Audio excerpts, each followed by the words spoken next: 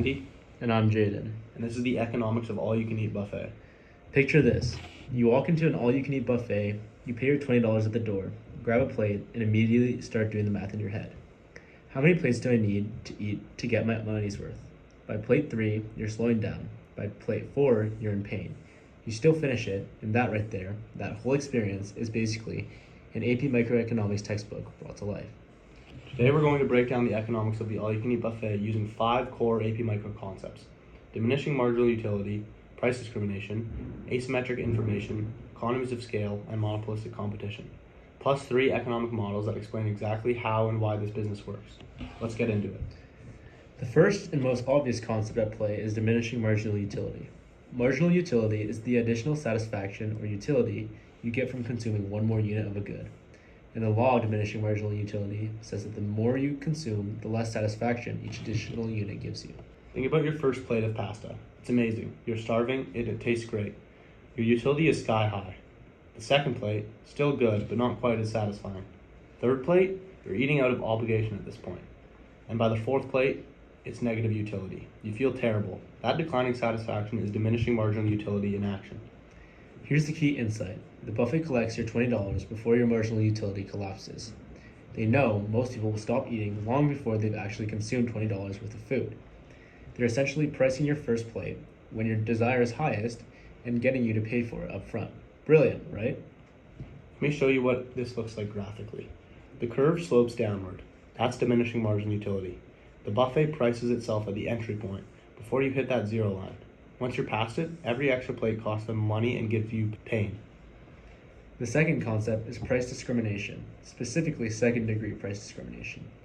This is when a firm changes different prices based on the quantity consumed, rather than knowing exactly who each customer is. When you walk through that door, the restaurant has no idea if you're a light eater who'll have 1 plate or a competitive eater who's about to go 7 rounds. So they charge everyone the same flat $20. For the light eater, $20 is above what they'd normally pay. The restaurant captures their consumer surplus. For the heavy eater, $20 is a bargain. They'd eat $40 worth of food. Across the whole dining room, the restaurant is capturing surplus for both types of customer simultaneously. That's second-degree price discrimination working in their favor. The third concept is asymmetric information. This occurs when one party in a transaction has more or better information than the other. At a buffet, you know exactly how hungry you are. The restaurant does not. This leads directly to something called adverse selection. Because the price is fixed, the people most likely to show up are the ones who know they'll eat a lot. The deal is more attractive to heavy eaters. Light eaters might skip it and just order a la carte somewhere else. So the buffet self-selects for its most expensive customers. This is a real problem for the business. Buffets fight back against this through a few strategies: overpriced fountain drinks, limited time lunch versus dinner pricing, smaller plate sizes, and seating layouts designed to keep turnover high. Every one of those tactics is a direct response to the asymmetric information problem. Fourth concept, economies of scale. This refers to the cost advantages a firm gains as it increases its level of production or output. As output rises, the average total cost per unit falls. A buffet is a volume game. They buy ingredients in massive bulk. Think restaurant supply warehouses, not grocery stores. Their fixed costs, rent, kitchen equipment, staff wages, are spread across hundreds of customers per day. The marginal cost of serving one more customer once the buffet is already stocked and staffed is very low. This is why the business model only works at scale. A half-empty buffet is losing money, and a packed buffet is printing it. Here's the cost curve diagram that captures this.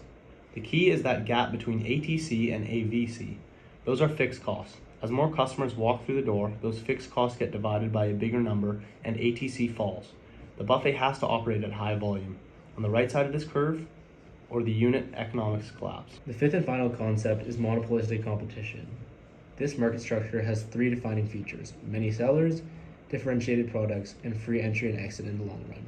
Buffets fit this perfectly. Think about how many buffet restaurants exist.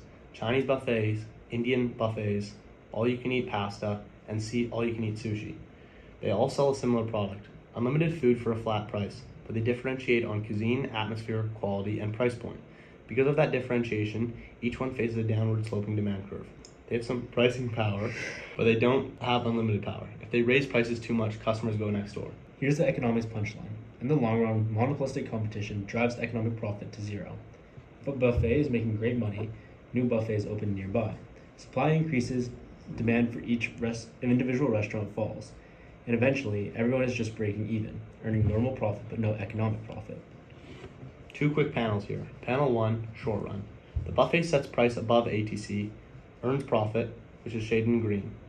Panel 2, long run. New competitors enter, demand shifts left until the demand curve just touches the ATC. No more profit. The restaurant is covering costs and milking more. This is why the buffet industry is brutal. Short windows of profitability followed by intense competition. Zooming out, buffets don't just affect the customers eating in them. They're a node in the wider economy. They're labor-intensive businesses that support cooks, servers, and suppliers, particularly in communities where restaurant jobs are a major employment source. They drive demand for bulk agricultural goods, affecting commodity markets and food supply chains.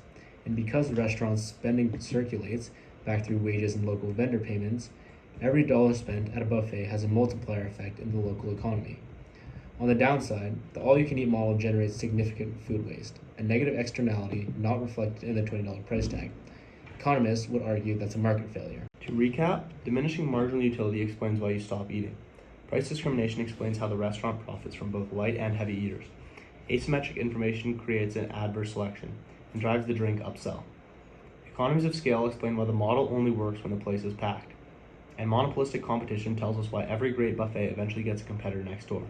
3 models: the MU curve, the cost curve, and the monopolistic cost competition diagram, all pointing to that same conclusion. Next time you're sitting there debating plate 4, just remember, the restaurant already has your money. Your marginal utility is approaching 0, and you're the adverse selection problem they've been trying to solve. Thanks.